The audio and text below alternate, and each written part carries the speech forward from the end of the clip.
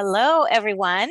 My name is Julie McVeigh, and this is Unordinary Made Ordinary, where we talk about extraordinary experiences of everyday people. And today, our guest is Curtis Childs. Welcome. Thank you. I'm really excited to be here. Very happy to have you. I'm excited about this conversation. We're going to get right into it because we have a lot to cover. And would you mind, Curtis, just sharing a little bit about who you are? Sure. So I am the host of a YouTube channel called Off the Left Eye, which is dedicated to exploring what I think is the longest and most thorough set of spiritual experiences ever recorded. There's this guy named Emanuel Swedenborg, who was a famous and cutting edge scientist in the mid 1700s. And he, in his mid 50s, started to see spirits and talk to angels and have what we would now call out of body experiences, spiritually transformative experiences, astral projection, all that stuff. And he meticulously recorded all of it and published a ton of it. So you got like 30 years of constant near-death experience or spiritual experiences, I should say, all written down there. And it's been immensely helpful to me in my life. So I work with the not-for-profit organization, the Swedenborg Foundation, to try to get people aware of it and see if there's anything people can find in there that will be helpful to them. Because there's a ton of it and it can be dense or intimidating to get into. But there's stuff in there that I found that can really change your life for the better. I want to make sure everyone has a chance to get the same benefits out of it that it gave to me. What happened in your life, spiritually speaking or religiously speaking, that made you seek out Swedenborg? And how long ago was that you started researching his work? Okay, so I didn't have to seek out Swedenborg. He was already there for me. So when I was little, we went to a church that was a Swedenborgian church. Oh. So he would be like, he's commonly classified as a Christian mystic. So it's Christianity. So he was publishing in Sweden in the 1750s. And onward. And at that time, or he was living in Sweden. At that time, it was a theocratic state. So the church and state were together, right? Okay. And you couldn't publish stuff that went against the doctrines that they had. But what he had to say was pretty different than what Christianity offered at the time. It's actually a lot more in sync with what what we would now call modern religion and spirituality are. So there was a time when somebody was trying to accuse him of promoting Swedenborgianism. And he said, it's not Swedenborgianism, it's true Christianity. So that's what he would call it. I use the label Swedenborgian to describe churches that are Christian, but based on the world, the lens through which he viewed Christianity, much like you have Lutheranism is started by Martin Luther and all that. So I was there and that was there, but it was a church I went to. So it was kind of background. Not all kids are into the churches they go to. It was there. It was fine. It was part of my the wallpaper of my life. But there was other things I was interested in.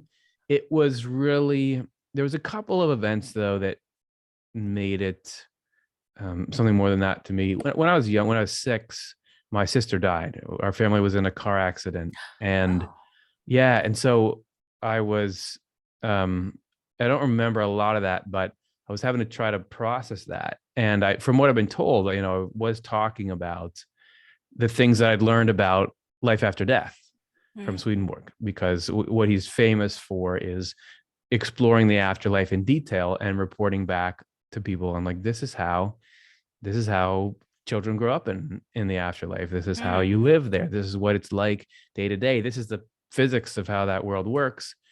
So that was something that, as much as like a 6-year-old does, that became more important to me. But I think that I really started to grab onto it when I was 18 or 19, and I had my first like depressive episode. So I didn't know really what to call it at the time, but I just started. I'm always like been anxious and a little bit prone to negative thinking, but I started to, around then, which later I found out a lot of people have issues at that around that age, which nobody told me that, but Mhm. so it goes. But I started to get, I didn't know what it was. I didn't know how to label it, but everything I was thinking was getting really, really negative. I was just constantly, little chatter in my head of like, be worried about this. This thing is going wrong. This you're under threat in this way. And also, I get this obsessive compulsive impulses. So I'd have this, and I had a little bit growing up, but it really got to where if I don't pick up this mug 7 times in a row, Oh, somebody I love is in danger or something. And I yes. and I sound sort of silly, but I couldn't shake it. It was just like, well, I better just do it just in case it's real. And this Yeah. stuff was just like really pounding in on me from all directions. Yeah. So that was really when I started to need help to figure out how to make sense of my mind and make sense of the world. And I had Swedenborg in there, and initially it was just a little too heady and religious for me. I spent a lot of time Sure. in near-death experiences. That's when I really got into them. Um, but on the tail end of that, as I was kind of coming out of it a couple of years later, it just clicked in for me. The stuff I'd been reading from Swedenborg, it just came to life. And I realized, oh, this is talking about how my mind works. And I can see the patterns he describes laid out in the way that I think about things. And from there, I was able to get these tools for how to live that were my best friend. These were the most helpful things to me that I could find. There was other stuff I was doing to manage myself, but that was when it became real to me. And I get this sense that people should know about this. People have to, Huh. these tools need to be available to everybody. And I still wasn't thinking that I would do a lot of public stuff around it. I was, when I was in college still after that. I remember handing out some books to classmates and professors and things. But as time went on, a couple of events in my life led to where I started doing things on the internet about Swedenborg. Our YouTube channel took off, and um, that's how I got to be where I am today. Wow. Yeah. Why do I not know about Swedenborg churches? What are the names of this church, or what's the denomination? Is it called a Swedenborg church? The reason you don't know about it is because it's really small. There's a couple of denominations. One is called the New Church, which is a term that Swedenborg uses to Okay. describe kind of the coming spiritual era for humanity. There's one that's called the Swedenborgian Church. Huh. But Swedenborg's biggest influence has not been through church organizations. He didn't start a church organization. All he did was publish books, and really his biggest influence has come through other thinkers. So Helen Keller, her, she wrote a whole book about how Swedenborg was key in her becoming who she was and her drive to help the Huh. world. A lot of artists and poets like Ralph Waldo Emerson, Thoreau were heavily influenced by Swedenborg. Architects like Daniel Burnham, the guy who designed the layout of Chicago, that was based on the Swedenborg's description of a spiritual city. So there's that sort of influence all through things. It's not been that big in religion or in culture. Okay. And the reason, I think, is that it's such a complicated combination of flavors that Swedenborg is, because he's like he was a scientist, but then he was not just a scientist, like a guy he was the scientist, or one of the scientists in his day. When he would go to a city, the papers would say Swedenborg arrived here. He brought like the first academic journal to Sweden. He was an inventor. He was working in Sweden's mining industry, which was like Sweden was a global power at the time, and the mining industry was a major industry. He was Wow. inventing machines to help them harvest coal, or however you dig for coal more efficiently and process it more efficiently. He had military inventions. He was in the Swedish government. He was in the Swedish House of Nobles because of his social connections. He was doing all these. He was like a rock star, Renaissance man kind of guy. But when he started saying that he's talking to all these spirits and things, there goes that. Well, Right? yeah, People sure. started. Some people liked what he had to say. There was certainly some interest and some he would go and visit monarchs and things, and there's times when they're interested in what he had to say, but there's other people who were mocking him for it, and he really Sure. lost his scientific credibility. So I think that's why you don't hear of him there. But Yeah.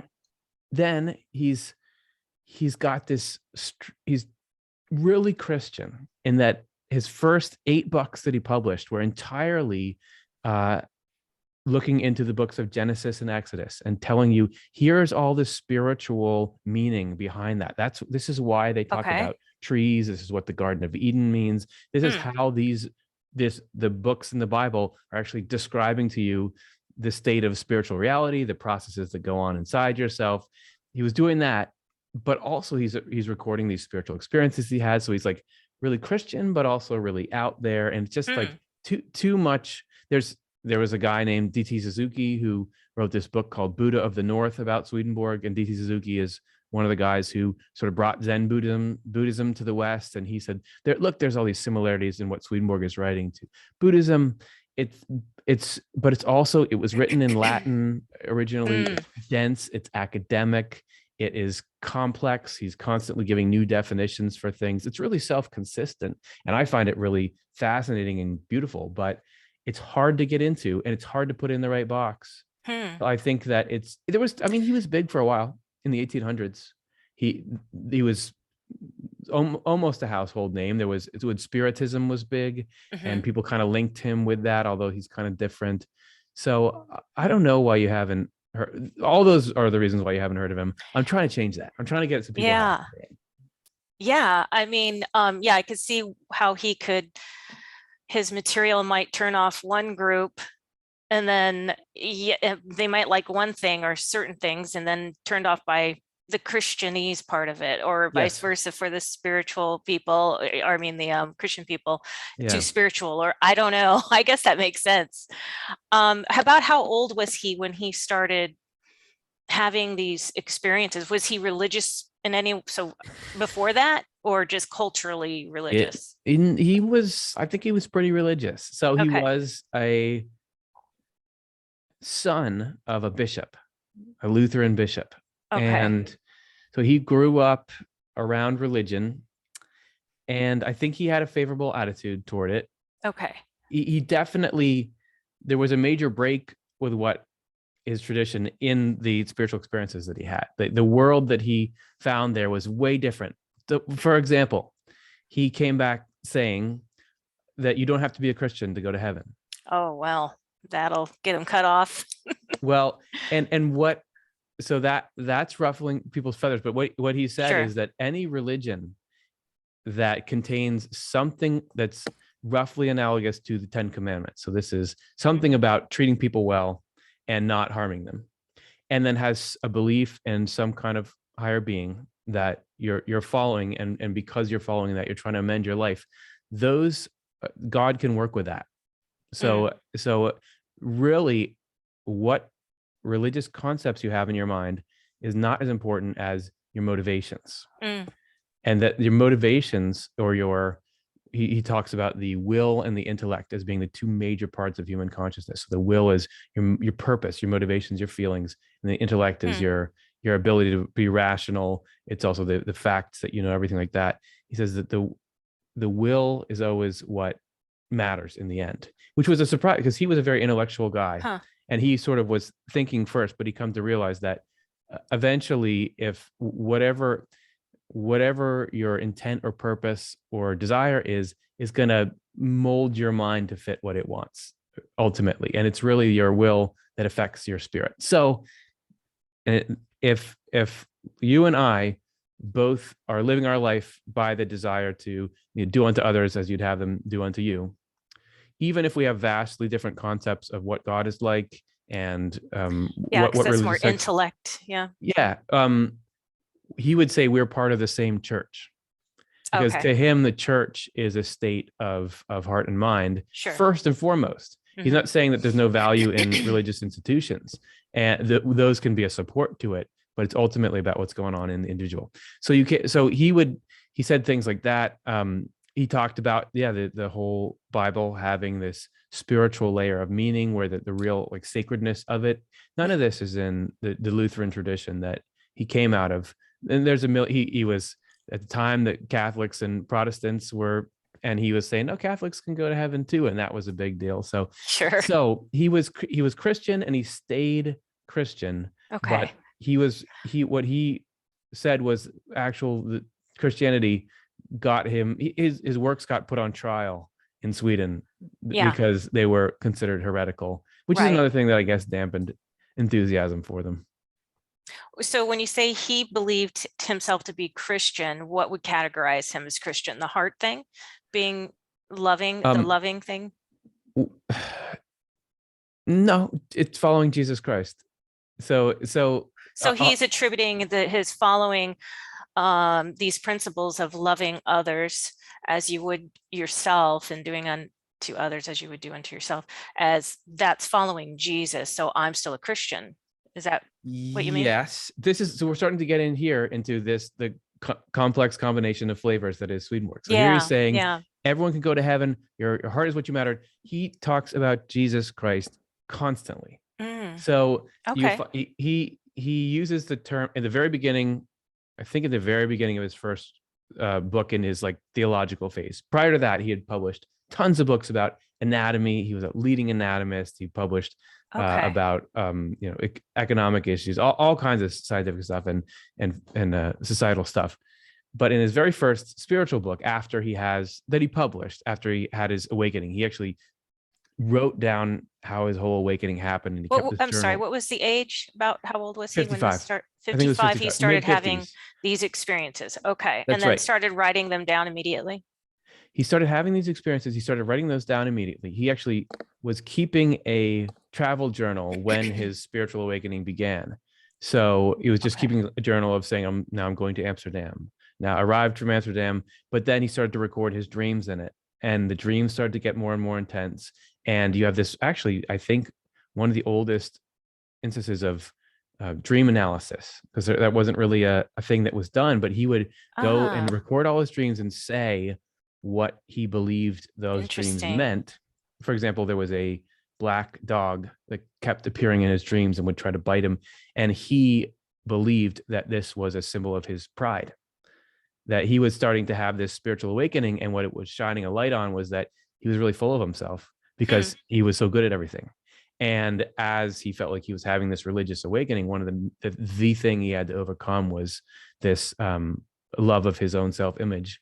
And so those dreams, though, he would start to have experiences outside of the dream world, and finally in what he called a state of full wakefulness, which we would now say were out of body experiences or whatever other names we're putting on them. So he was doing that. And then in his first book that was all the Journal of Dreams, and then later his Journal of Spiritual Experiences. He wasn't publishing those. The first book he published, though, he said in the beginning of it, I'm going to use the name the Lord to refer to Jesus from here on out, because I think it was custom, the Lord and Savior Jesus Christ.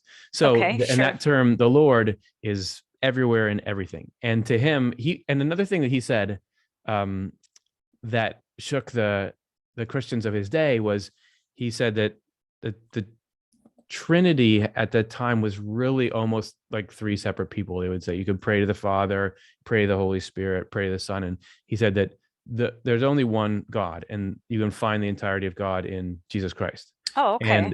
And it's like the same way that we have a soul in a body, and then the actions that we do, the soul part of God is the Father, the Son is the body is like Jesus, the Son, and then the Holy Spirit is the actions, the way that God runs the universe. So to him, Jesus Christ is, which he said, God in a human form is Jesus Christ. And that's something that you can know most intimately through the Bible.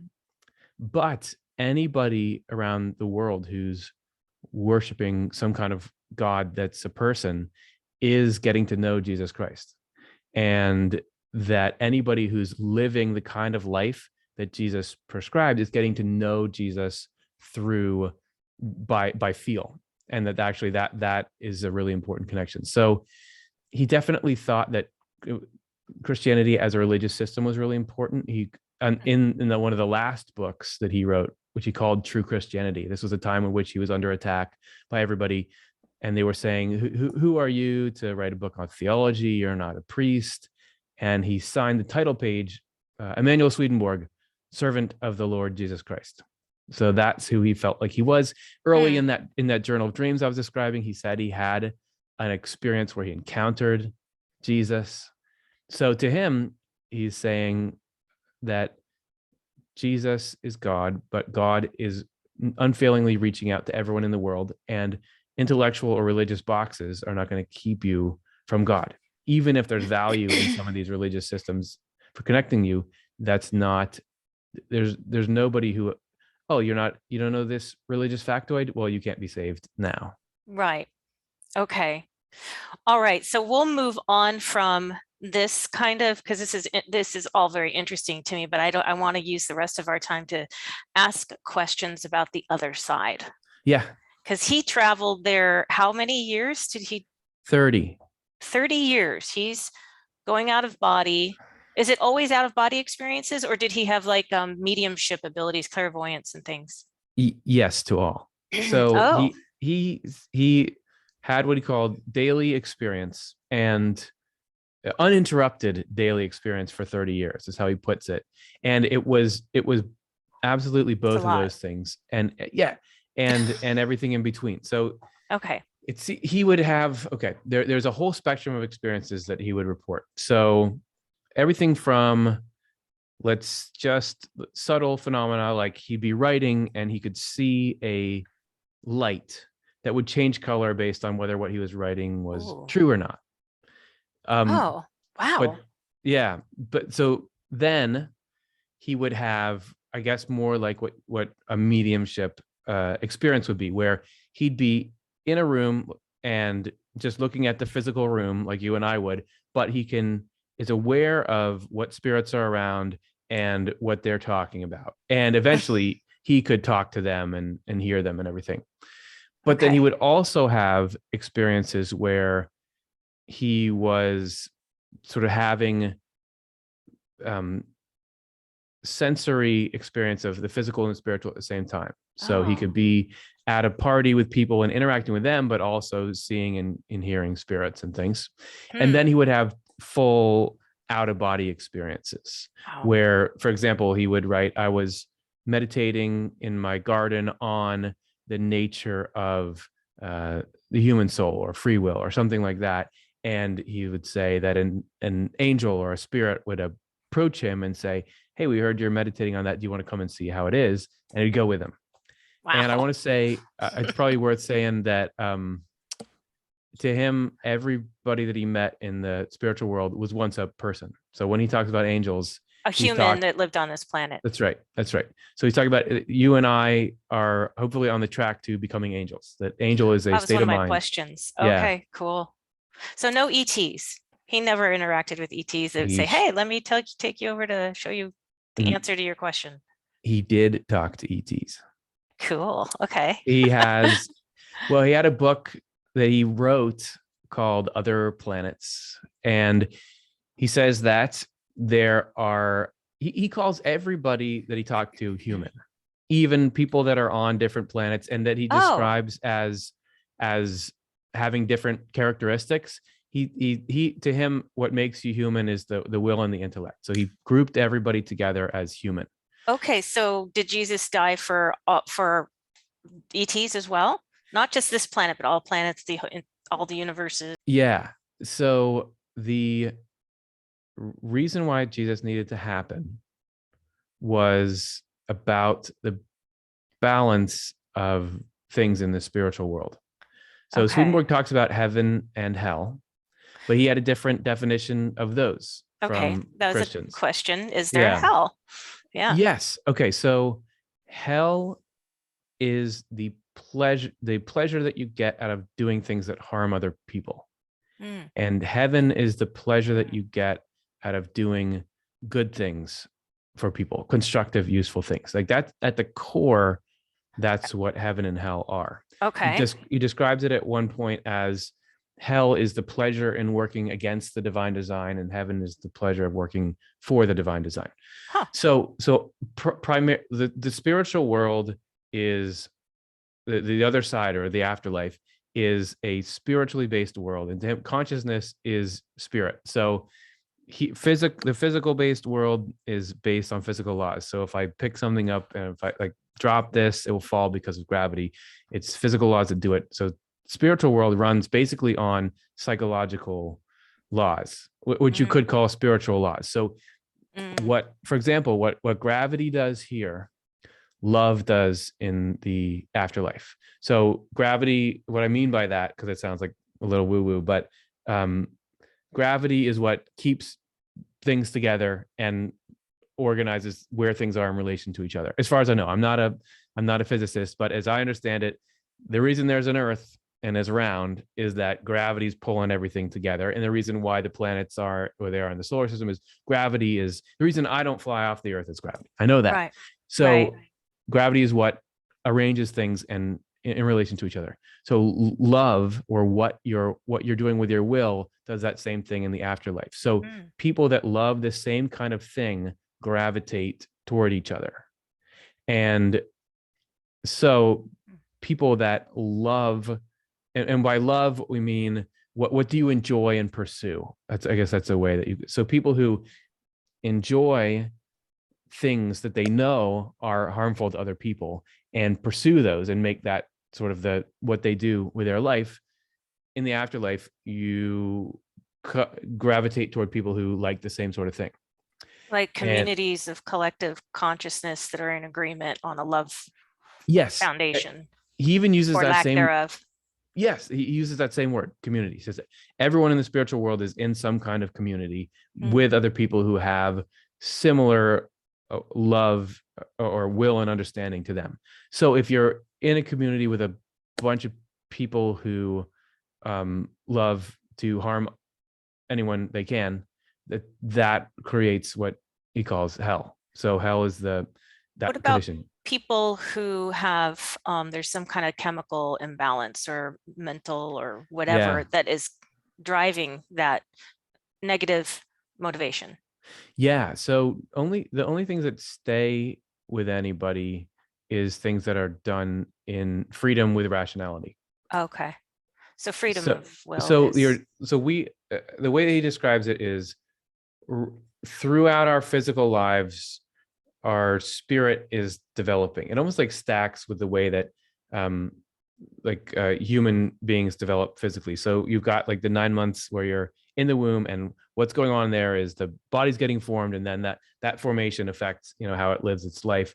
So it's like our spirits are kind of in a womb right now, and the choices, the things that we do in freedom and rationally, it's like eating. It's the spiritual equivalent of eating. So you are what you eat. Just like here we our bodies become made of whatever we eat. Whatever we're eating spiritually, what it is making up what our spirits are like. But nothing that you do under a state that's not freedom, to have freedom, you have to understand what you're doing. None of that stays with you. This is why God can't just say everybody has to be good right now, or else I'll punish you, because then that induces, that's like a state of fear. It's why if religion is saying, we're trying to get people to act a certain way based on fear, it doesn't really do anything for your spirit, because that you're not doing it because you love it. You're Free doing will, it because you're afraid. So like for example, if somebody is got some circumstances around, or even just Swedenborg says that everybody's born with what he calls spiritual heredity. So this would be like physical heredity would be my genetic makeup, and so how I form, but spiritually we all have, and he says it based on your ancestors, just like your physical makeup is based on your ancestors. You can have tendencies toward particular good and bad things. And which just makes sense, because there's some things that people really struggle with that just I never even wanted to do them. And there's things that are really hard for me that other people don't have a problem with. So some people, like I never really had much of a problem with wanting to steal things, let's say. When I was when I was a teenager, I might have stole a few things from a gas station or something, but it never was really a big deal for me. So it's not hard for me. But somebody else might have a heredity where they have like an impulse to steal stuff. Hmm. So that God's going to understand that they what might seem outwardly to us like that person's not trying hard. Actually, they might be trying really hard, but just Yeah, only able to make a sure. teeny bit of their little bit of progress might be a huge deal Gotcha. because it's so stacked there. So yes, I'd also point out that another difference in heaven and hell, a major difference is the traditional Christian definition of hell was that it's a punishment. This is what you get for not being good. So the intent is to cause you to suffer. So that Retributive. yeah, it's just retribution. It's just like revenge. It's revenge. But to Swedenborg, both heaven and hell are designed to provide the happiest life possible to people based on what they love. So Can they continue evolving on the other side? it seems like it. Well, they're definitely like you go through this whole first phase, which is called Swedenborg says there's the world of spirits, which is like it's between. Oh yeah, I was like, how did we start talking about this? Because we're talking about Jesus Christ, and why did Jesus Christ come? So I'll get back to that in a second. But there was this world of spirits phase, which is entirely this sorting out process where you're able to shed negative things, basically choose, because we're all a mix, right? We all have things that we enjoy that are harmful to other people, and things that we enjoy that are helpful to other people. And there's a process of which one do you really want to make your own. And then so everybody gets a chance to do what they sort of what they evolve on love. that realm, but Yeah. then you move on from that state of mind. And Yes. can you continue even so you move into a negative state of mind, maybe you're in a negative state of mind. Is that permanent? Can you continue evolving out of that? Yeah, I hope not. I don't know. He seems like he talks about, your core character, who you are, can't be just changed or rearranged. But he also talks about these processes that people in hell, let's say, go through that get them to give up particular things that they're into that aren't good. And he talks about these long drawn out processes where people slowly get divested of that. So I would hope that he doesn't explicitly say that, but I would hope and assume. I mean, he says that the point of existence is a heaven from the human race.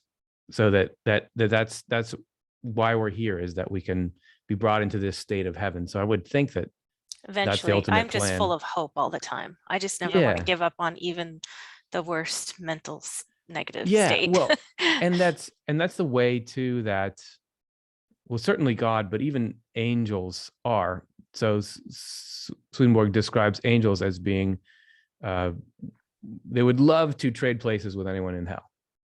Just like, hey, you want to come this way, and that nobody is ever not allowed to come into heaven. Like anybody can come in there anytime, but what heaven is mutual love. So it's as I said, it's the sharing of love. And if you're basing your life around the opposite of that, it's sort of like if you're scuba diving and you come up really fast from a really great depth, that it's really painful because you're not acclimated to that. Right. Or so he says that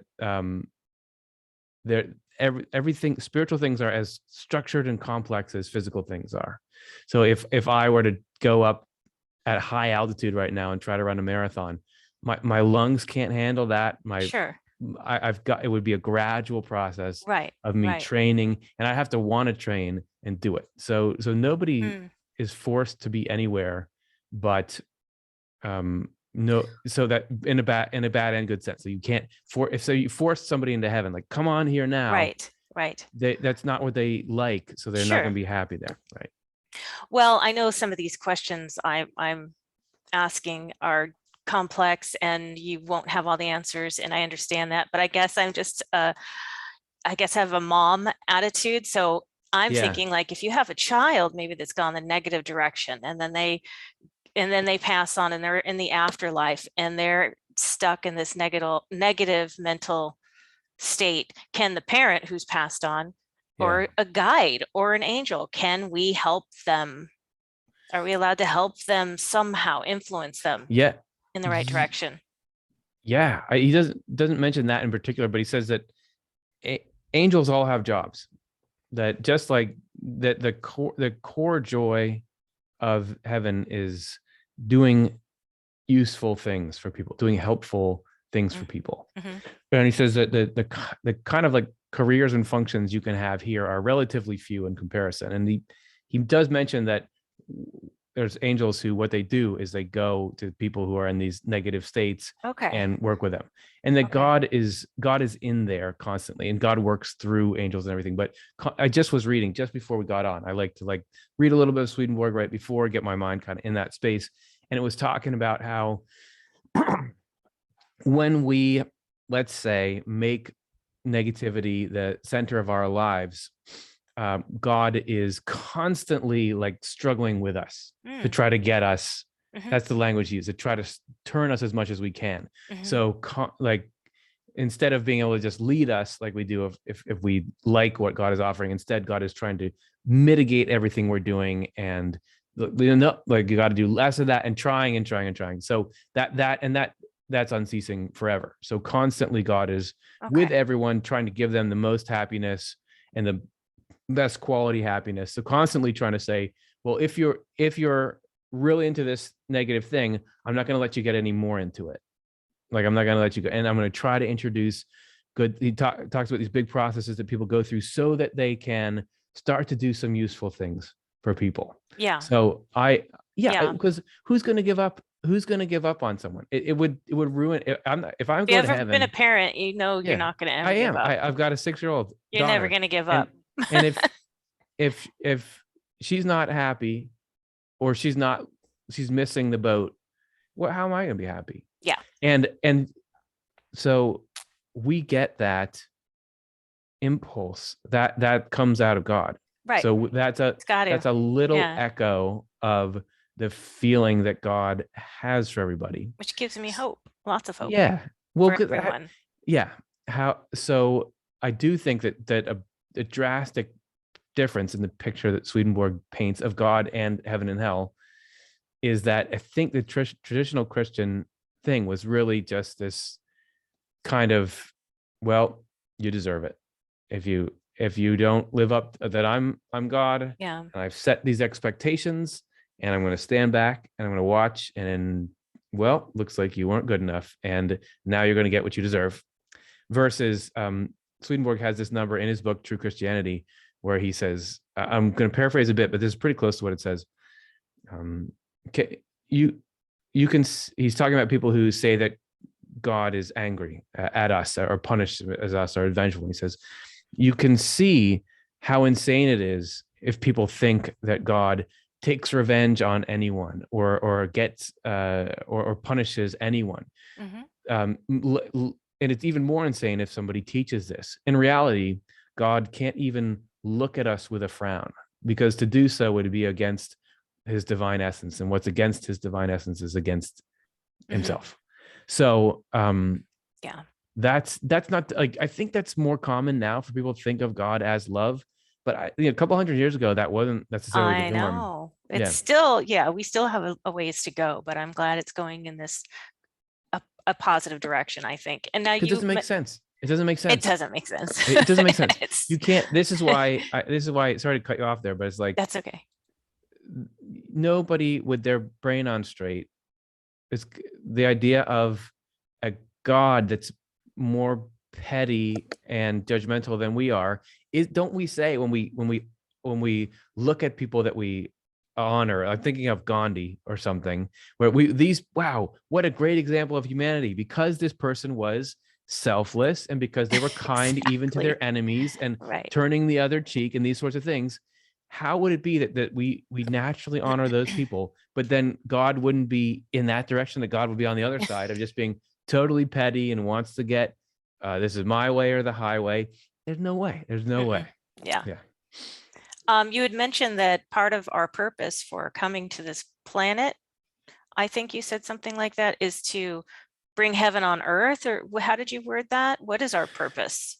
Why Oh, did the purpose of existence. the purpose of, Why does the universe was created? yeah, maybe Um, just in everything, purpose of he said everything. there's two quotes of his I'm thinking that comes to mind. One is divine providence has for its goal a heaven from the human race. So divine providence is the term Swedenborg uses to describe how God acts in everything. So it's like the Holy Spirit. This is every second of our lives, God is constantly making adjustments and working hard and in every little detail of everything you think and feel and everything to try to lead us into a permanent state of happiness, which is called heaven, which comes with the making our will, the thing that we want to do, love everyone and do useful things for them. So the point of Okay. a point of existence is that. So that is what God is trying to do in everything. That is what Even with hopefully all the other planets and ETs, it's the same kind of motivation, Swedenborg would would you say? say those are all the human race.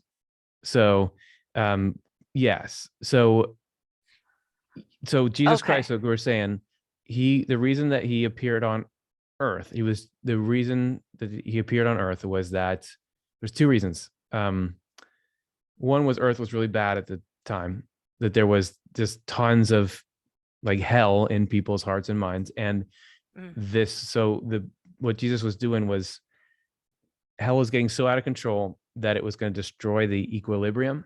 So everybody is in equilibrium. And actually, he says that you have two angels or positive spirits, and at least two angels or positive spirits, and two evil spirits or negative spirits with you at all times. One of the positives is with your intellect. One of the positives is with your will, and same thing for the negative spirits. And Okay. that is not how it always was, but it has to be, because right now, because that's the only way that you can have an equilibrium in your consciousness that leaves you in freedom. Okay. So that was on a big scale getting threatened, because there were so many people were into everything that makes up hell, that it was going to be that people no longer could think straight and would just get sucked into that. So Jesus Christ had to come and set everything back in order. So it was done on earth because earth was like one of the worst places. And also earth was really externally focused. So we were really looking out at things like technology and how to make physical things. So we had developed this system of writing and publishing and distribution, and it was really important that what Jesus did be written down and disseminated, because within that contains these instructions that would allow for the people to follow that path, but also create this connection between heaven and earth. It's a complicated thing, but Yeah. that's what Jesus was doing. And he, out of all the enlightened masters, he's the only one that is considered, according to Swedenborg, the God in the flesh, if you will. Yes. Swedenborg doesn't talk about other, when you say enlightened masters, I'm assuming you're thinking about like the Buddha or Muhammad or something. So to Swedenborg, Jesus was a separate thing. That Jesus, Unique. Okay. yeah, was unique and Okay. and was, but also was walking the path that we all walk, a miniature version of. So that it was like it was God, and there's never been anything like that. But we're all like that in a little way. We're all kind of echo or in the image and likeness of that. That's why it was so important for him to do what he did, because he set a precedent that we could follow. But yeah, for Swedenborg, Jesus is in a category, but Jesus is God of everything. Okay. And so how can we be more like Jesus, I guess. Or another way of saying this is, how can we make sure that when we cross over to the afterlife, we have, we're in the best kind of afterlife situation possible? Like, Yeah. what kinds of things can we do today? Meditate, pray, you know? Yeah. Swedenborg has a chapter in his book, Heaven and Hell, where the title of it is, "It's not as hard to lead a heaven-bound life as people think it is." And the process that he lays out for us to grow spiritually, or regenerate, as it's called, is to practice repentance, which is, he says, once or twice, he says, periodically look at yourself and try to notice what your purposes are, or what you're intending to do and what you enjoy, and look around and see if there's anything in there that you believe is against what's actually right and good and fair. And pick one thing that you feel like, well, I do this, I don't think that's that good, I'm going to try to not do that. And then the next Okay. time it comes up, the urge to do it comes up, don't do it. And he says, even if you do that like once or twice a month, you're starting the process. You'll notice a change. And the way that it works, he says that there's repentance, then reformation, then regeneration. So as when we start to do that, when we say, I'm going to actually look inside myself critically and say, well, maybe there's some things, it's not all just good because I want to do it. Maybe this thing that I want is really good and I want to do more of that. This thing that I want is destructive and I want to do less of that. He says that's described in the creation story when God says, let there be light. That's the first stage of the whole creation story is laying out this map of our regeneration. So that's the first time in which we realize, oh, God exists. There's this thing outside of me. And so part of the process is, once you identify something that you don't want to do, and it's got to be something for you. It can't be something that people are like shaming you into or guilting you about, because that's not freedom and rationality. So once you do that, you got to ask God for help with it, because in Swedenborg's view, only God can do good things. So only through, like, all the life and power we have to do what's good comes through God. So we have, like, if we can not only not do those harmful things, but understand that it's really God that's doing that, that's double progress, because part of the state of heaven is this living acknowledgement that we are constantly receiving life from God and we're in this partnership. So if you do that, then God can start to do the complex work of reformatting or reforming our spirit. It's just like if you say, I want to get in better cardiovascular shape. Okay, well, I'm going to go and run for a little while. That's our simple part that we do. The process that's happening where your whole circulatory system and your lung, all this amazing cellular stuff is happening, that we don't know how to do that, and we're not doing it, but we're doing our little part. Or I'm going to eat less at this meal. But the actual process of metabolism in your body and all that, that's like akin to in regeneration. We do our simple thing of saying, this thing, even though I want to do this, I believe this is probably harmful to people, so I'm going to deny that, Right. and ask God for help to do that. That's like the equivalent of that, and that opens the door to God then working in our lives. You do this, the way that you can get a picture of what is or isn't the things you want to cultivate in yourself is through truths. So spiritual truths. So this is why it's important for us to seek knowledge. You overall get this better sense of how to discern what you do and don't want to do. But ultimately, I mean, that's the process. I think that there's a lot of, it can help knowing sort of what the essence of heaven and hell are. That hell is essentially when you consider yourself fundamentally superior to other people. That's the root of it. And the root of heaven is when you are as aware of other people's happiness as you are of your own. When you get to an angelic state, which Swedenborg says you can only really do after you die, then you start to care more about someone else's happiness than your own. That's like and you do that through doing useful things for people. To Swedenborg, it wasn't like, well, forget about your job or what you do day to day. It's really about giving to charity or the time when you help someone across the street. Like those are nice things, but the main way that we exercise goodness to the human race is through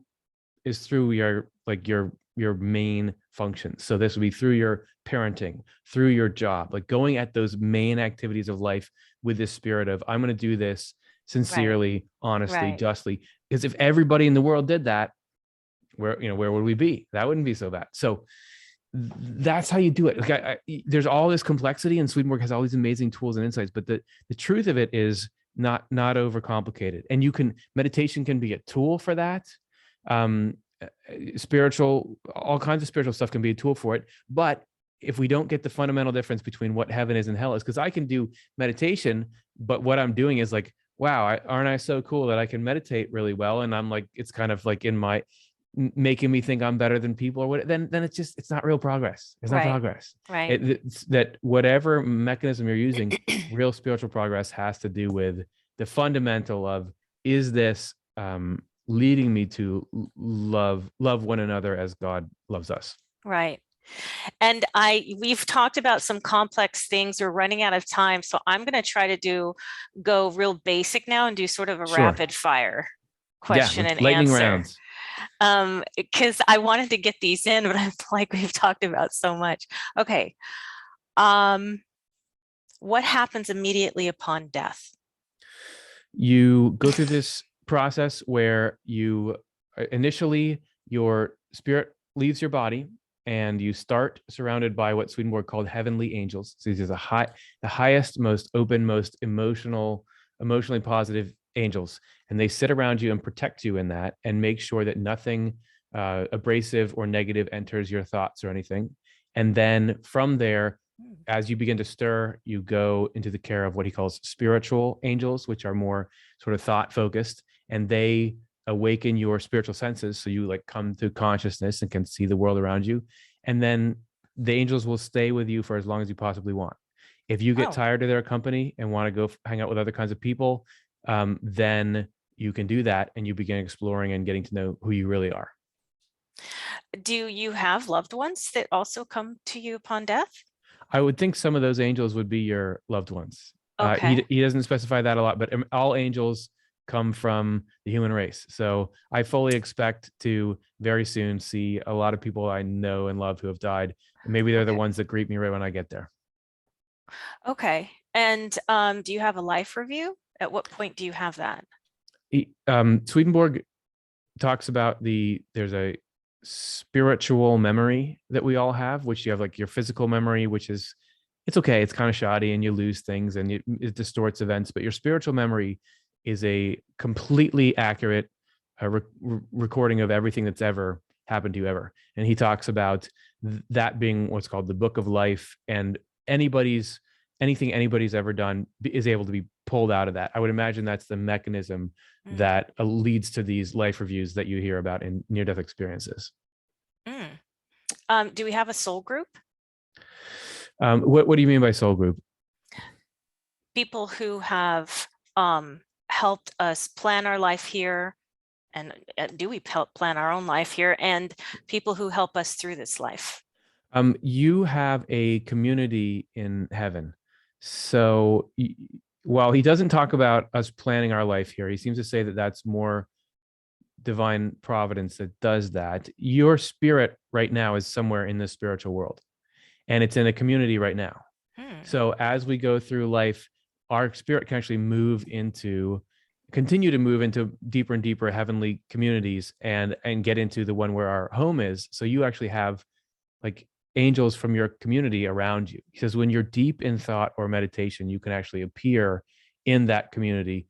But in general, he says that when you get to your spiritual community in the afterlife, it feels like you've known them since childhood. Like you instantly, even if you haven't met them before, because there's such a harmony between your thoughts and feelings, you feel like, well, these are my people. Like I'm home. He says you feel like you're coming home.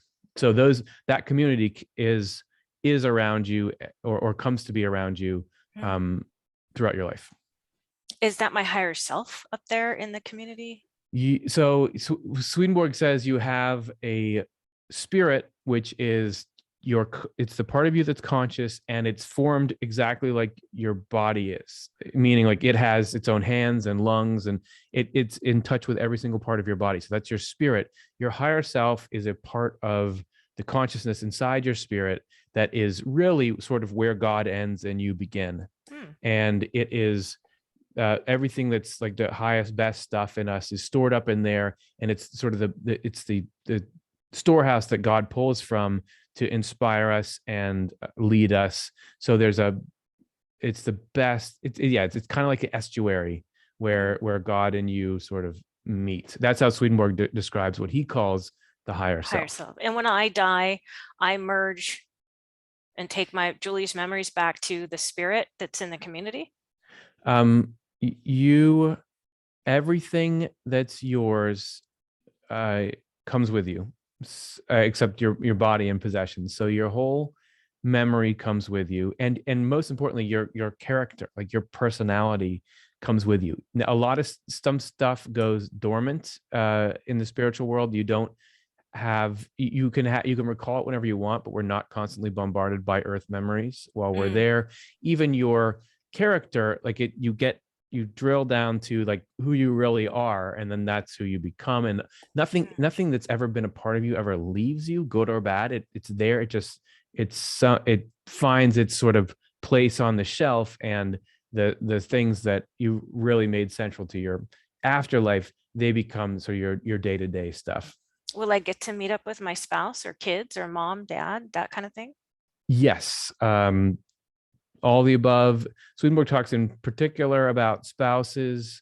He says that he talks about married partners who, when one of them dies, the spirit of the other one can still dwell with that person. He talks about marriage relationships continuing to get deeper and deeper and more complete to eternity. It doesn't mean you have to be with who you are married with. It's, marriage is an external ceremony, but there is such a thing as a deep compatibility of spirits that he says is actually a key component of heaven, is that you can really join deeper and deeper with someone, just like your relationship with God is getting deeper and deeper all the time. But to him, he talks about people meeting up with their kids again. So yes to all those, and particularly yes to your spouse.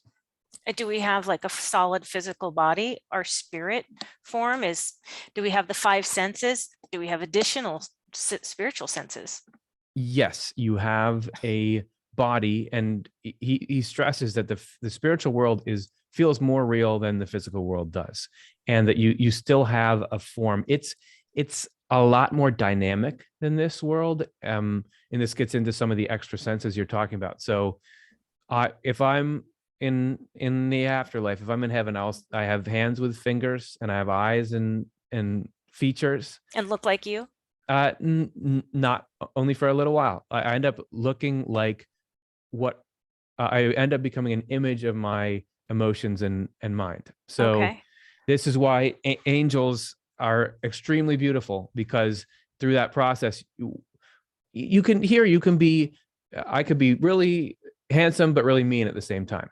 But there you look like what your emotion are. So true beauty, and we know this, we talk about inner beauty. Someone has inner beauty if they're kind and loving. That's inner. So there your face becomes like an effigy or an embodiment of the kind of love that you have. So angels have all these really beautiful faces because they're super nice, and that in an imaged form is what. So I would not look like myself for a long. Initially I would, but that doesn't mean you can't find people, because the essence of someone, who they are, is really easy to track down. So it's not like, oh, I won't recognize these people because they don't look like them. So you'll know, like, oh, it's you. But yes, you also, if you're old, you come back into the prime of youth, because the mindset of heaven is the embodiment of that. So everything that you see is a reflection of, as I said, psychological laws, like what's going on deep inside you. So the extra senses that you're talking about, if I'm trying to explain something to you, I can represent, just make pictures and diagrams and make things that represent my point. Swedenborg, it sounds a little like what we're starting to be able to do with motion graphics and video technology and things like that, augmented reality, that there's also an extra sense that's called perception, which allows angels to tell immediately what somebody's like, just if they hear like a single word or if that person approaches. Also, everybody there has an aura, which is your inner world projected around you. So like how you think and feel, and so you can sense what people are like from the approach of their aura. Also, though, thoughts and feelings are communicable directly. So you can pass feelings on to people. You can communicate through thought. This is something that's often reported in near-death experiences. There's similarity, but also a lot of difference. There's a lot more dynamism, and things are a little more magical there. Than what's reported in near-death experiences? No, than the physical world, than what you and I are doing here. Yeah. Jobs, activities, hobbies, music, art on the other side. Is it like here at all? Yeah. So it's yes, it is.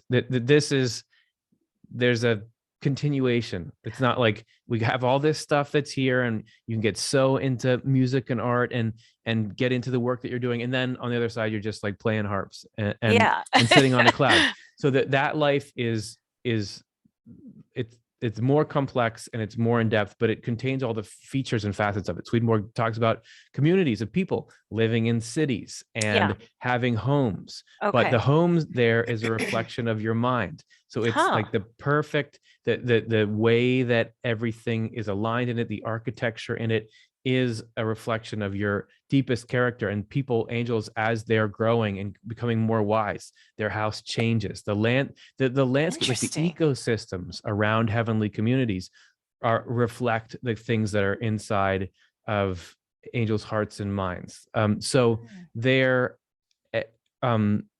everybody has this effect on the land around, but things are very tangible. And so for jobs, the only true thing that you can have permanent happiness around is doing something where you're helping the human race and you're constantly getting better at it, or more wise in it. So Swedenborg even talks about groups of people who had these ideas of what heaven would be like or what happiness would be like eternally. And some people thought it's just going to church all the time and praising and worshiping. And some people thought it's just partying all the time. Some people thought it's just like conversation all the time.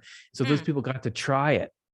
And after a few days, they were like, "Let me out of this." And he goes from there into describing that the way that the recipe for forever happiness is to have it. Your life centers around what you do for the rest of humanity, and every single person, because nobody's will and understanding are just like anyone else's. Each of us has their own unique thing we can do to help the whole. He says it's exactly like, actually, it's a correspondence with the human body.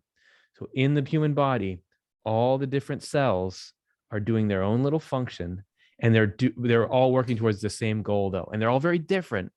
You have a bone cell, and then a brain cell, and a retinal cone or something, very different, but working towards the same goal together. That's why they're this unit. The goal is the health of the body, and they all give everything to the whole. Like they're just working all day to make these proteins, and they receive everything they need from the whole. Right? They get it's, if I am a liver cell, I know I'm going to get the oxygen I need. I know I'm going to get the protection I need. The immune system is going to come in. So that's the state of heaven, and having that your ability to contribute to the happiness of all is the core of your life. And then all that other stuff, like the conversation and the drink, the partying and stuff, that is part of that. That like helps refresh you and rejuvenate you and like so. Yeah. Can I get refreshed by flying? Can we fly? Can we swim underwater and breathe? These are some. If you when don't have the answer, that's cool. so somebody was asking me like what superhero powers would you want recently, and I was like, I guess it would have to be flying, but breathing underwater would be a close second because I just love the Exactly. coral reefs and fish. Doesn't And that things seem like we should be able to do that? So we all want that. yes, and I think I can back this up. Definitely fly, because he Yay. describes that, but also like spiritual distance there is, it's psychological distance. So you thought brings presence and love brings union. So if two people want to see each other, the way that if they both have that desire, it brings them together. Okay. Breathing underwater, he talks about seeing communities of people that appear as underwater because that's a representation of the kind of thoughts that they're in. I don't know how that actually, that maybe that's for another time. I know these are supposed to be rapid fire, so I'll stop there. Okay, so one last question. Yeah. I have many other questions, but one I wanted to ask is, well, we won't get into reincarnation, but sure, because that'll take us on another tangent. This probably will too, but can we ever choose to merge back in with source God and not be an independent individual separate being? Yeah, I don't think so. There's this dynamic that Swedenborg describes when you become an angel, which is that as you become an angel, you sense more and more and more your dependence on God and your connectedness to God, and to the point where you can viscerally feel that that your life is not your own, that it's coming from God, and that God is the source of everything true and good. At the same time as that's happening, you have more and more a clear sense of your own identity. He says that even though angels wouldn't even necessarily want, they're not saying I want to be autonomous, but the divine will is that you are you. And if you look into a body, it's like, it's all this great stuff, but every little cell's got its little membrane, and every because it is through a harmony of different parts that heaven is created. So we need to each be who we are, because if no other people are around, well, I can't do anything for anyone. Right. And also the greatest joy comes in being a being who is both connected to God and yet has this separateness, so that we can love and be loved by each other. So I don't, it's somehow the best of both worlds. I can't say I know exactly what that would feel like, but he has this funny sort of paradox, which is like, I like it though. It kind of makes sense, actually. I don't know how it would feel to have that, but oh gosh, Curtis, this has been so fun. Time has flown by. We went way over time already. I want people to be able to connect with you though. So how do they do that? Just go to youtube.com/off the left eye. That's actually a phrase from the story Swedenborg told, where he talked about those groups of angels that come and meet you after you die. The spiritual angels, he said, it seemed as if a covering was pulled off his left eye, and that gave him the use of spiritual sight, left being the side associated with the intellect, and right being the side associated with the will, which he, by the way, was saying that way before brain science had said anything about right and left hemispheres. So if you just go to that youtube.com/off the left eye, we have more than 1,000 videos, and any comments you leave there, we'll write back to you. Okay, gosh, I'm going to go there, and I've been there, but I haven't spent enough time there. Maybe I can get some of my other questions answered. I'm sure I could. Sure. So thank you so much for hanging out with me. This has been fun. My pleasure. Thanks. And hope everybody watching is having a great day. Thank you. And thank you to everyone watching. This has been Julie McVeigh with Unordinary Made Ordinary. I hope you'll join us next time for another fascinating interview. And if you enjoyed this, please give it a thumbs up. And if you like this type of content, of course, subscribe to the channel. And I hope you're having a wonderful day or evening, wherever you are on the planet or off the planet. And we'll see you next time. Bye.